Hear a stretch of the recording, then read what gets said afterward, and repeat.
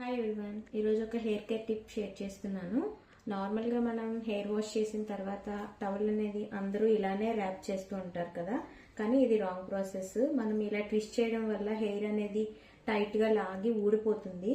మనం ఎప్పుడు hair wash చేసిన తర్వాత మనం జస్ట్ ఎక్సెస్ వాటర్ ఏదైతే ఉందో దాన్ని జస్ట్ ఇలా రిమూవ్ చేసుకోవాలి. టవల్తో ఇలా రిమూవ్ చేయాలి, కానీ దీని టవల్కి చుట్టేయకూడదు. ఇలా ఎక్సెస్ వాటర్ ఏదైతే ఉందో దాన్ని రిమూవ్ చేసేసేయండి. రిమూవ్ చేసి న్యాచురల్ గానే డ్రై అయిపోయేలాగా ట్రై చేయండి.